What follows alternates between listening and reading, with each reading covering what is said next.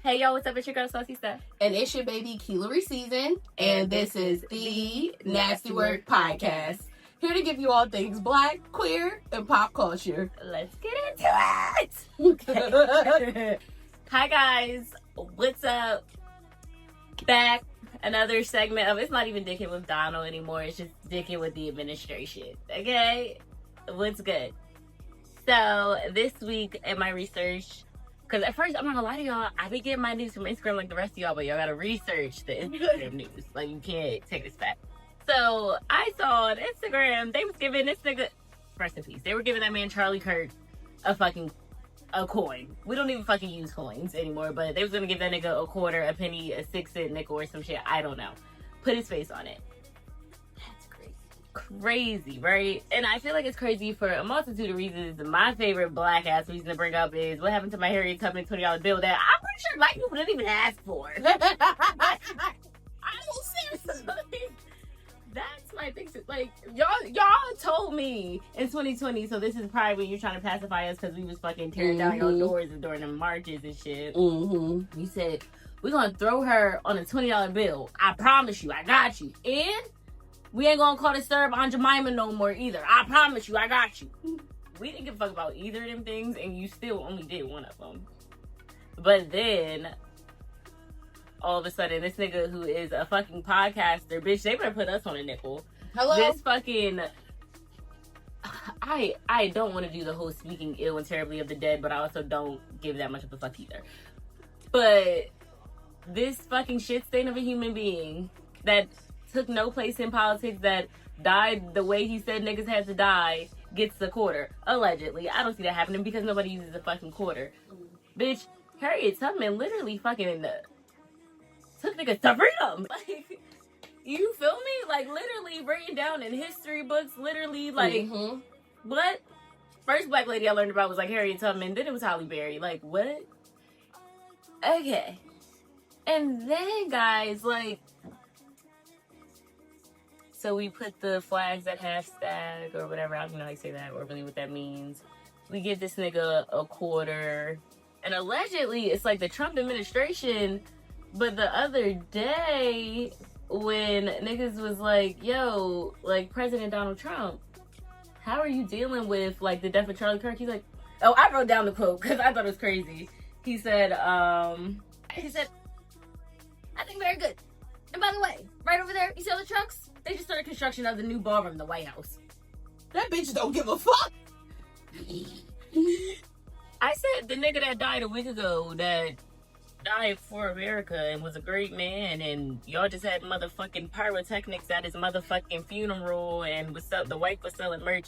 That man, how you doing about that? Fuck him, the ballroom. And then I'm like, bitch, the bar, why the fuck you keep adding shit to the White House? You got 3 years, nigga. What's going on? He getting comfortable. You get, and bitch, it's scary. You get real comfortable. Yes. Stop doing shit in there.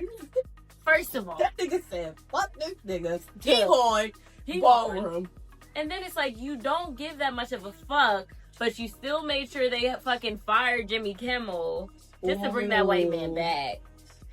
And then you really look at, there's not even a reason why you fucking fired Jimmy Kimmel outside the fact that he said you don't really give a fuck about this man dying and literally fucking quoted the quote I just said. That's why you fired him. And there's this one fucking TikTok creator I gotta find, let me just...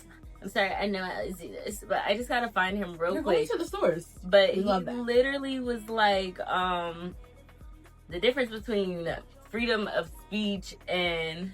Oh, wait, hold on. He's like, who can take your freedom of speech and what is your freedom of speech? And he said... Damn, now you just talk to a nigga all the time. Shout out to my man. Shout out to my sister's man. Shout out to Vincey Buds. Love you down.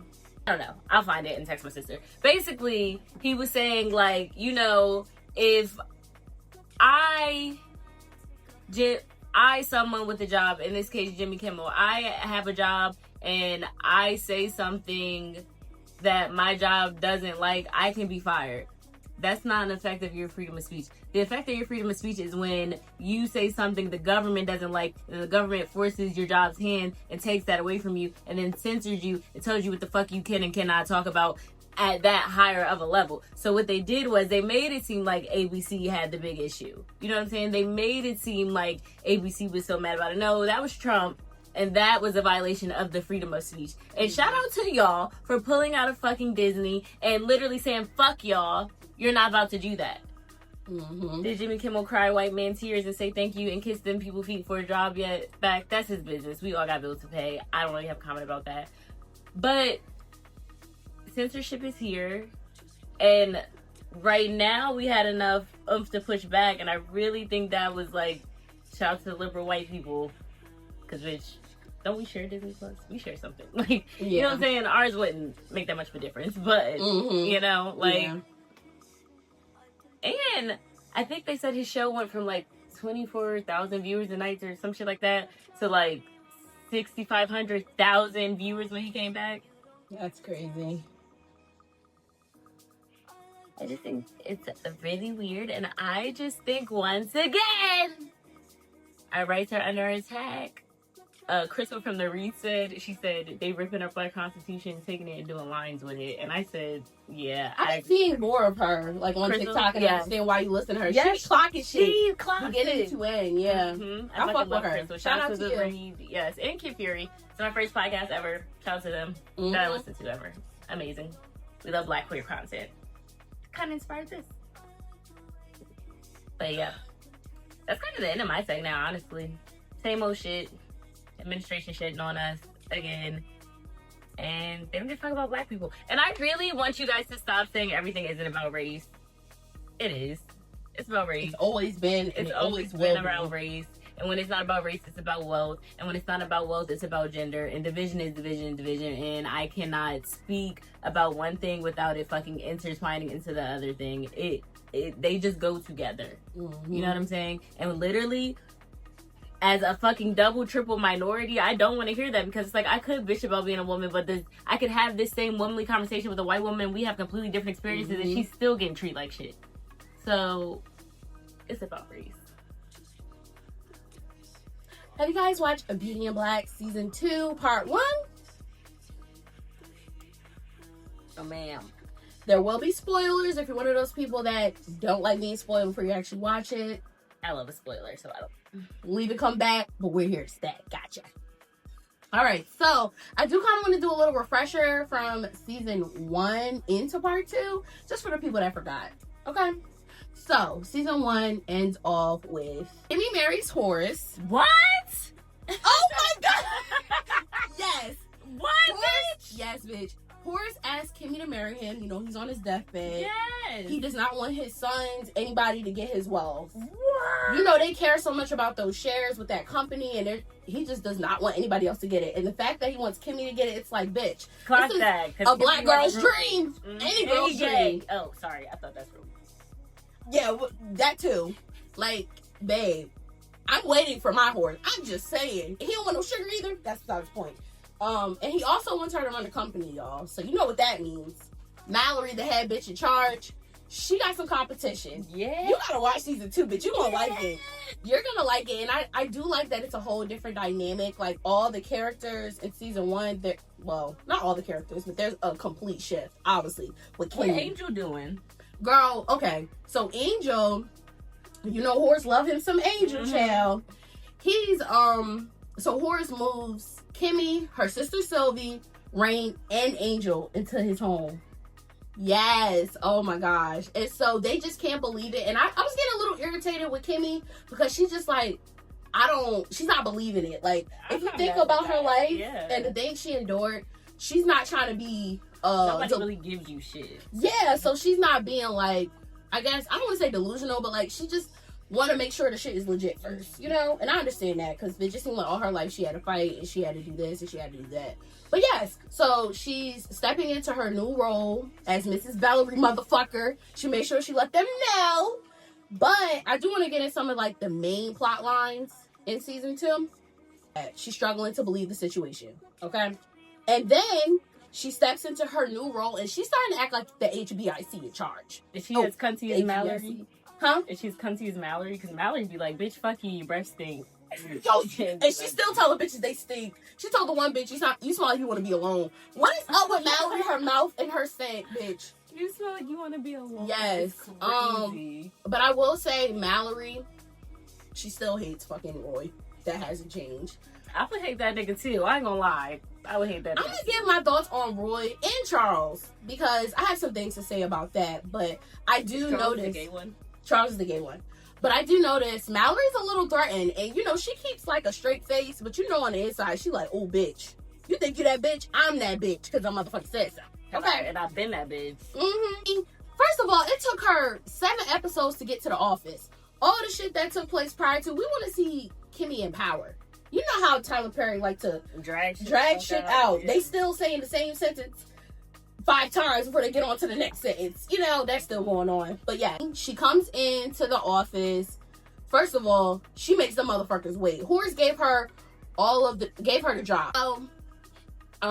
As she's doing so, they're getting irritated. Horace already knows his family members and how everybody is, and they can't stand that shit. And Mallory's like, welcome. She said welcome some shit. She's like, I'm not here to help you. I'm here to lead you. Ooh. Kimmy, yo. Ooh. She's that bitch, and I love this newfound, like, boss in her, because she is a boss now, you know? And you can just see the different dynamics between season 1 and season 2. Like, bitch got power, bitch got money now, okay? And I got that nigga now. She got that nigga now. And you know the family is hating everything about it. Yeah. I would too, because you literally you did that because you didn't want us to have shit. Exactly. They know. They fucking know. I ain't mad at it. So when she does finally get into the boardroom and they start talking about the company, she comes up with a plan to make the company debt free in 5 years. And while they were underestimating her because some of them know her as a stripper, a hoe, she came in that bitch and she had a plan that actually made sense. So in addition to that, she kind of changed strategies around. She wants them to start moving production to China. Now, I'm not a business person, but I'm sure it would be more affordable. The goal is to be debt free. All these lawsuits and all this shit with this hair. Did they get the cancer out of it? What? The hair shit. They didn't mention that. Even though that's funny, they didn't like talk about that anymore. Like, I felt like that was a good plot point. Bitches is dying. Bitches are dying. But I think, yeah, I don't know. They might have got sued by that company that in real life for too close in likeness. Another important plot in the fucking show. Charles and Barney are exposed. Guess by who, though? The dad. No. One more time. Girl, who exposes it? Who the fuck was trying to fuck Barney? Mallory. Was it Mallory? No. Who? He doesn't expose them, but he like walks into Charles' house right after Barney and Charles had sex. Roy. It was fucking Roy. Roy, bitch. Is that a bad thing though? It is a bad thing because Roy is also homophobic. He's made certain comments about shit being disgusting or whatever. But now it's like, now somebody in the family knows about Charles and Barney. And so whereas they were able to kind of like hide it before, it's like, bitch. So he walked in after they were having sex. How he know they was having sex? Because Barney, do you remember how he kind of was towards Charles? Like, he was just always like looking out for him. He said he loved him on multiple occasions. Yeah, he was locked in. Charles doesn't really seem receptive to love, and I don't know what his childhood is like, and that's why I would love to see more about Charles and Roy. Like, why are they the way they are? I would love them to dig deep more into that. But yeah, so like I was saying, Charles, I think Barney was like, you know I love you, and Charles was like, I don't got time for none of that right now, so he tries to take a nap. And so Barney's like, I don't know why the fuck I fuck with you. He was like, Charles was like, you still gonna fuck me, Barney? And as he's saying that, Roy's like, what the fuck did I just hear? And so Barney got the IE ass face, and it's like, yeah, nigga, you've been exposed. And so Roy runs his mouth to Mallory. Mallory's like, well, it makes sense why the nigga didn't want to fuck me, because niggas never not want to fuck on me, you know? She was sick when that nigga wasn't trying to fuck her last season. Yeah, but she was like, it was kind of a thought that he was, yeah. Yeah. Said that to Roy? What? It makes sense. That's why that nigga don't want to fuck me. Oh no. Oh, I was about to say. I know she. It's so many like scenes, and it's kind of hard because obviously you haven't watched it. It's like gotta set the scene. Mallory told Barney to take her out to dinner one day after work, and they did. I remember that. Well, no, it was another time in season 2. Okay. And so she was like, you know, I started to feel like I was getting old, because you know that's a concern of hers, kind of. Mm-hmm. I felt like I was getting old, but then again, like, no man is turning me down. It made me feel better about myself. And so she was just like, it kind of made sense. Like, when they thought he passed away, remember when he... No, I don't know that. Go Damn it! Go ahead. You said... I know, damn. It's kind of hard to do this when you haven't watched it. I don't care. Okay, yeah, but it's like, it'll be long as fuck if I break everything down. I'm sorry. But yeah, so it was a situation where they thought Charles had passed away and Barney was upset. And Mallory's like, it makes sense why you felt the way you were acting. Like, you had a key to his house. Like, she was kind of just like laying it all out. And Barney was just like, whatever. And so, another thing, since we're on this, Olivia, Roy and Charles' mom, she tries to come on to Barney. Ew. Mm-hmm. And she walked in on... Who was he fucking with? This is a whole nother section. Like, I know, but when the first season, when she walked in, who was he fucking? Charles was fucking some guy. I don't know. But Olivia found out that Charles and Barney were fucking. But she calls Charles one day. He's at the club. And she's like, Charles, right? She's drunk, belligerently drunk. She's like, Charles, you fucking Attorney Barney? That's a big nigga. How does that work? He's like, Mom, do you want me to tell you the positions? She was like, what the fuck she say? Something about the bottom. I don't know. The shit is pure comedy, though, nonetheless. So now, obviously, Charles and Barney have been exposed. Roy starts running his mouth to certain family members. And so it's just like, okay, that's one thing. Let's go back to Kimmy and Rain and Angel. So Kimmy has concerns about her sister, Sylvie, her younger sister. She's just like, she don't need to be around all this. Like, there's certain things that are still going on, and she like doesn't feel completely safe for her sister. She wants her sister to go to college, you know, still have a normal life. But Sylvie is getting very comfortable with the life that she has now, that she's getting not accustomed to, but that she's living now. Like, they never had shit. They never had shit, exactly. And Kimmy just wants to take her away from it because she's still not trusting like certain people in the family, which makes sense. We have Jules, we have Roy, you know. Jules still alive? What the fuck? Girl, Jules, yes. And so, that's what's going on. And then Rain is a fucking liability. You know that, Rain? When you get on, or when you're like in a better position, they still have that same mindset they had. Mm-hmm. This bitch wants to buy the club. And it's like, bitch, why do you want to buy the same club that you were getting picked out of? Why don't you want to get your own club? Bitch, you got money. Kimmy made sure she put money in Sylvie and Rain's bank accounts. They went to the bank. And they wanted to know how much money she had on her debit card. 1.5 million in the checking, 1.7 in the savings. Wow. And Kimmy, being the real bitch she is, she's like, make an account for them and I want to put $500,000 in both their accounts, right? So back to Rain, she's like, I don't want the money. And Kimmy's like, bitch, you never had that type of money before. What you mean? She's like, I don't want it. I want to, I want my own shit. And I'm just like, I get it, bitch, but bitch, you ain't never seen no money like that. You ain't never seen no money like that. You dumb as shit. You spent all last season laying on the table. Girl, the whole in the hospital bed after that. Like, girl. But I can say she's like starting to become a liability because you're going back to the club. You know, the bitch that did her butt, she want her lick back. She almost died. Yeah. So she goes back to the club. She's looking for certain bitches, trying to figure out where the lady, I guess her name was Daga, T.S. Madison, her character. Mm-hmm. And she, wants to, like I said, get her lick back. And it's just like, Wayne, you're not in the same position you were before. Granted, I get it. That bitch could have killed you. You also, bitch, you didn't go to a doctor's office. Like, you went to a what did you expect? Like, and it's funny because Rain has that street smart. Bitch, where was the discernment where you said, bitch, first of all, I'm getting a BBL on a fucking hotel? That makes no fucking sense. But yeah. This bitch ain't even fucking scrubbed up. Mm-hmm. Like, girl, what the fuck? Mm-hmm. It's a lot going on. And these are the cliffhangers. So, one night, Charles, he loves going into Linda's. That's the club that Kimmy and Rain and Angel was working at, right? Mm-hmm. One of the guys, and it's funny because I only recognize him because of season 1. I went back to season 1. He was the same nigga that tried to talk to Charles at first. But Charles was like, nigga, get the fuck out my face. Yeah. So this time around, this nigga is like trying to talk to Charles. He wants to basically rob him. So he convinces Charles to bring him back to his spot. Charles eventually does because the guy had Colombian coke. And it was that pure shit or whatever. And so the guy that came back with Charles he's in cahoots with one of the security guards at the club. And so he's like, this nigga about to take me back home. Like, get some guys and let's rob this nigga. And so the guy's like, just show me some pictures. Let me see what it's looking like first before we deal. So all that happens, and then they rob that nigga in broad daylight. But the sad part is Charles is strapped and he ends up shooting them niggas, right? He tried to call Jules, he called Roy, he called Varney.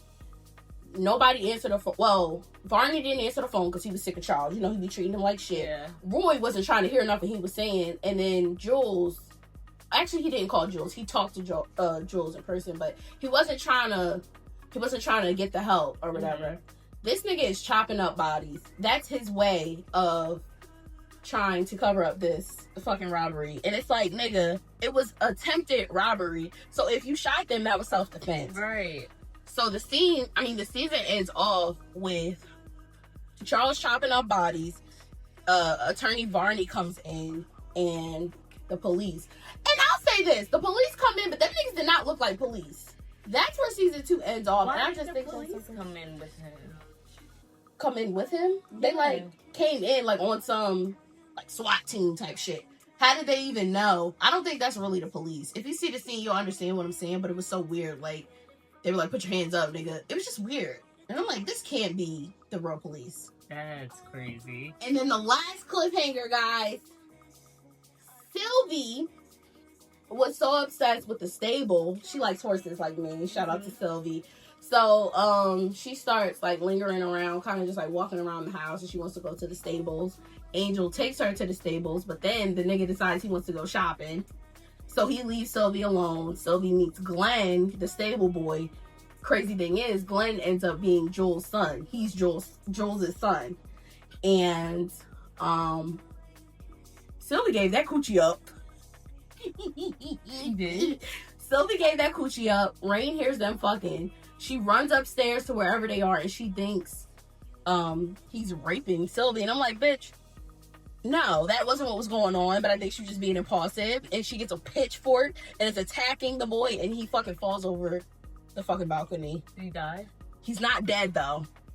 But this Jules' son, it's just, Tyler is pissing me off. She's a liability. Bitch. And then I'm like, is he a bunch older than her or something? Sylvie? Is the boy? Yeah. They honestly look like if he is a little bit older, maybe 2 years. Nothing crazy. Yeah. You thought the nigga was raping her, and it's like that bitch was not crying for help. That bitch was moaning. Okay. It's just bitches like that who don't think first will really have you in a fucked up position. Also, if she's traumatized and some shit like that happened to True. her, maybe she's if somebody would have just saved me. But bitch, there's always room for what are you doing? Exactly. But it's happening. And that's what I think is a little irrational, because it's just bitch, what the fuck? Thank God this nigga ain't dead, but he could be in critical condition. Damn, all for some pussy. Yes, but it's you could tell by the chemistry. I didn't think they was gonna be fucking. I just thought that was gonna be her little boo or something.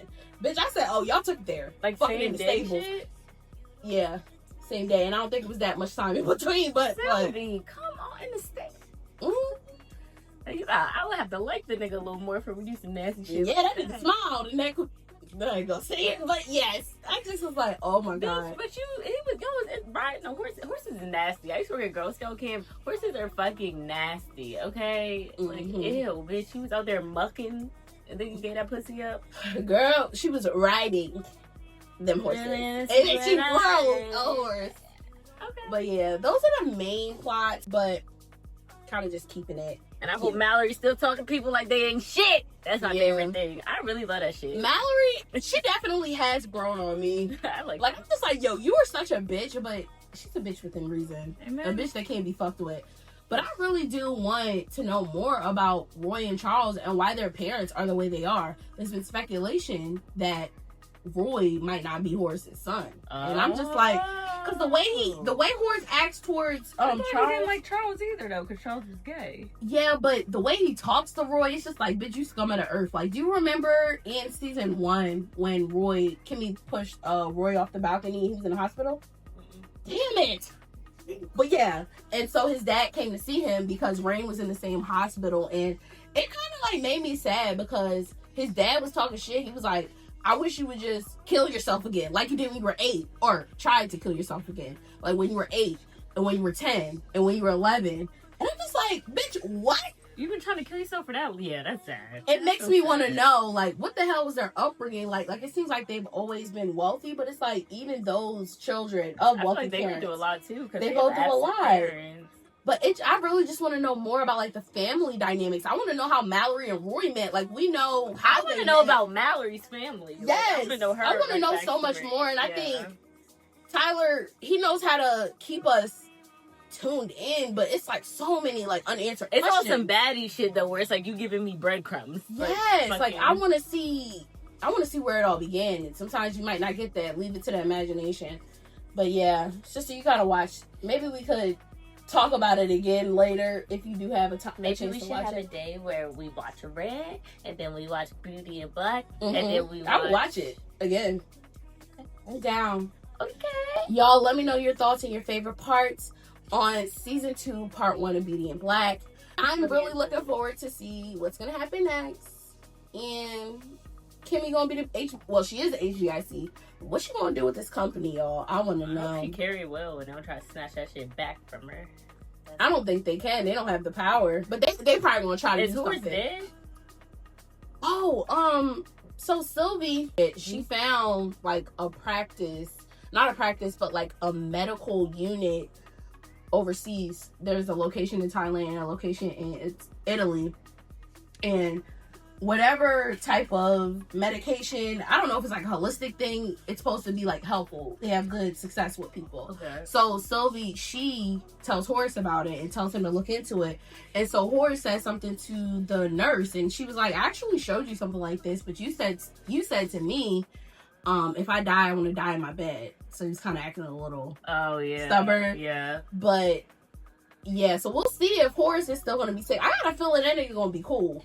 And I'm here for it. Because I want to keep Horace on my screen. He's my favorite. I don't He's a fine old man. I love an old man that was like that. Okay. I love me some Horace. I don't play by my horse, y'all. Yes, let me know your thoughts, y'all. Let's chat in the comments. You know, we don't ever just bow, bow, bow, bow, bow. That's that booty meat. Hey, look at that booty cheeks. I know that's right. We just don't ever hit that for y'all. We don't know that. But anyway, y'all, somehow my sister TikTok algorithm not TikToking. But have y'all seen this David shit? The little I didn't know any of this. Like it just popped up in my algorithm. But sister, his name was David or whatever, and he started off. He was like a Fortnite streamer. Okay. But then he started making music because he didn't want to have like copyright issues. Like, you know how we can't just like put songs on like shit. So he started making his own music, and then he made that one song, I don't care how long it takes, as long as I'm with you, I've got a smile on my face. Right? Banger. Oh, okay. Yes. Okay. Yes. Okay. So he made that. He also has a song that I don't know, and it's called Romantic Homicide or some shit like that. And so, like, September 8th, I believe, there's a Tesla that was impounded, that was registered to him, that had the body of a 14-year-old girl in it. What? And he's how old? He's 20. Okay. Just asking. And first of all, allegedly, I think he started fucking with her when he was like 17, so she was like 11 or some shit like that. Oh my gosh. And it was like her parents reported her missing in April of last year. But from what I've heard, and mind you, this is like he's not even, I think, like actually a suspect yet. It's just fishy as shit. Like, you know what I'm saying? But from what I heard, it was like some shit like, she ran away, but her parents was like, yo, she's basically with this rap nigga. But my thing is, if this shit started when she was 11, 12, 13, or 14, my daughter's not running away with no rap nigga. Exactly. Why are y'all not worried about your daughter's whereabouts? Especially at that age. They reported her missing. No, I'm saying like the younger years. If she was fucking with him since he was 11, your daughter's not here. She's been gone for a year, or she's been missing for a year. But she died before she turned 15. Like every like 15-year-old girl, she didn't make it. Her birthday would have just passed or some shit like recently, and they were like she was in the back of that car for a couple of weeks. though. I'm like, that's crazy. They said allegedly she was pregnant. I don't know if I did see that part. I did see that. But she was found in his trunk, dismembered. And it's just all this like weird speculation. Like allegedly they both have tattoos that say "shh" on their finger, and people are like, oh, they got those because they're a little secret because she's underage. But then there was other people that was like she would be in the streams and in the lives, but they would say she was like 19 and come to find out she was 14. And that happens often though, sadly. And then I was listening to Affirmative Murder podcast, and they said there was like a Twitch stream or something where he was like, yeah, I got you media trained or some shit to her. And she was like, yeah, you trained on having sex with little kids or some shit. And he was just like, what the fuck? And like, he said that on the... Yeah, he was like, turn that off. And like, he tried to like delete it. And it was like, man, that forever. And so pop back up. Oh my gosh. Watch, now that we're talking about it, it's going to pop up on my algorithm. Yeah. That's wild. But it's like actually crazy. And it's like, first of all, you're a pedophile no matter what. Exactly. Like, no matter what, you're a weird pedophile when you like kids. Mm-hmm. Second of all, if this girl was missing and you had nothing to do with it, you aren't looking for her. You're not, like, shedding light on her being missing. You don't... You know, he's the first suspect, honestly. So, do you know, like, as far as everything that's going on? This shit all just started September 8th. Like, no, he was on tour. For his music? Damn. He canceled the rest of his tour dates. He said, and I think we just watched, it said that he said somebody stole the car and he don't know what's going on. But then he also has weird interviews where he's like talking about the song Romantic Homicide, and he says like 15 times, like, yeah, I killed her in my mind. Like, in my mind. I saw that too! Yeah, that. It like, sucks because your music really can be used against you. Because it's just like, where the fuck did you even get that idea? Sometimes, some people just it's just like that YM Melly shit. Like, yeah, I got murder on my mind. Yeah. Nigga really had murder on his mind and murder his friend. Dead ass. Like, sad. It was some movie. I think it's High School High. Do you remember that movie? Yeah. Do you remember the part where High School High, the funny one? Yeah. Okay, yeah. And I think it's like one part where they're like, the nigga's like rapping in the streets, and he's like, and I killed the nigga and put him under the bed. Something, don't fail the feds. And then they like go to him, flash to his house, and they go under the bed. Yes. Like, what the fuck? No, that's crazy. I mean, honestly, being artists, like, yeah, you have an imagination, but I think you can be fluent with shit that you know about. It's kind of questionable, just like this guy, Romantic Homicide. Like that Young Thug shit. Just like, yeah. Bro, you can't talk about everything, especially if it's incriminating. We see like these rappers, King Von, that nigga talk about. That's so real. Like, you telling the story, but crazy story 1, 2, and 3. He told the story 3 times. The lawyer said, and so then you said you hit the corner, and then on the corner we found 8 bullet shells. You said you shot that nigga bow, bow, bow 8 times, nigga. That's what you said. And we found 8 shell cases.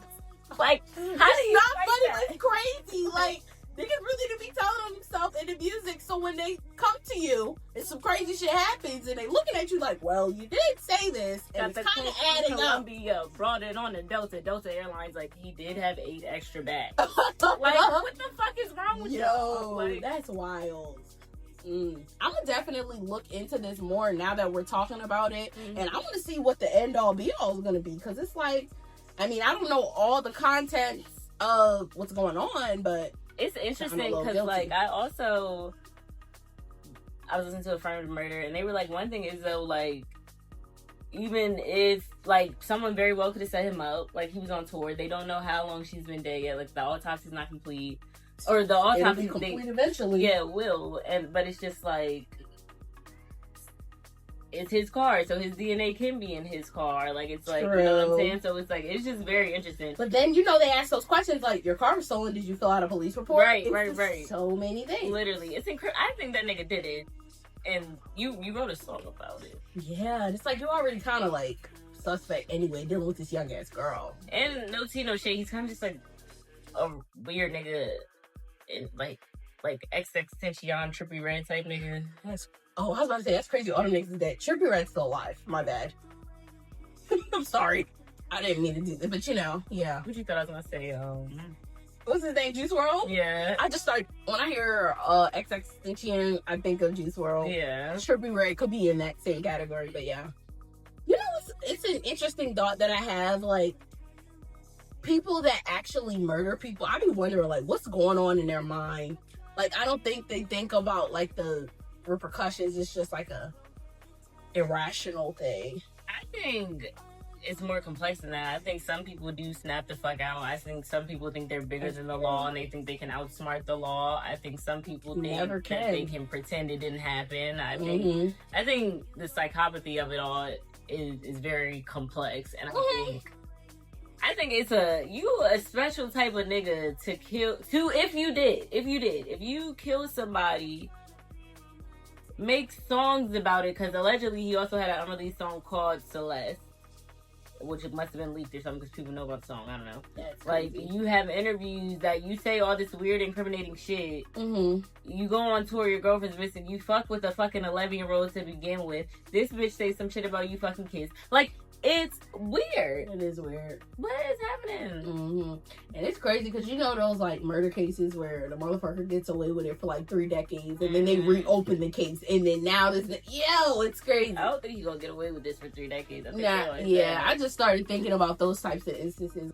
Like we said before, what something in the dark does eventually come to light. Especially some shit like that. Yeah. And I feel so like she was young as fuck, and nobody deserves that shit. No. You're living your whole ass life like on a fucking tour, and that girl was dead in your car. If you did it, but whoever did it, that's fucked up. Let us know y'all's thoughts on this whole situation because it sounds messy. You think he did it? This is my first time actually hearing the details, and I think he did. I'm sorry. To just leave her, but then I'm like, you wouldn't just leave her in the back of your car, would you? It just doesn't make sense. Like, some stuff, it's just not smart. And then it's a nice car. Like, it's a fucking Tesla. It's not a fucking hoopty. Like, yeah. What? And if it was impounded, it was in, like, a junkyard or some shit. Well, I don't know if it was in a junkyard or, like, a tow yard. Either or. Tow. Well, no. Tow yard's a little bit more. Tow yard's like $250 a day. Yeah. Like, if you want it there, like... Don't I know it, sadly. That's beside the point now. I hope he didn't do it. I really do. Because... And it just makes me think, like, why? What took place in the event that you did do it? What took place for you to even do that? I want to know... It's so many unanswered questions. It's so many thoughts. And this is why people have think pieces. Not meet that nigga. Like, how do you... Like, I want to know when someone shows you that they are capable of some shit like that. And I'm so blessed to not have encountered that. Because, Lord, what the fuck? I've been thinking about that, too. Like, being a single woman and wanting to put myself back out there. Like, bitch... On the Tinders and the Hinges and shit. Shout out to my man. I know I keep saying it, but...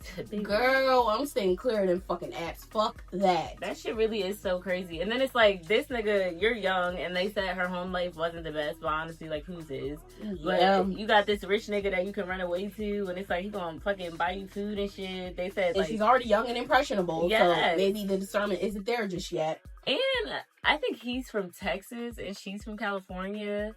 So 2 different sides of the map, babe. 2 different type of people. Well, you guys.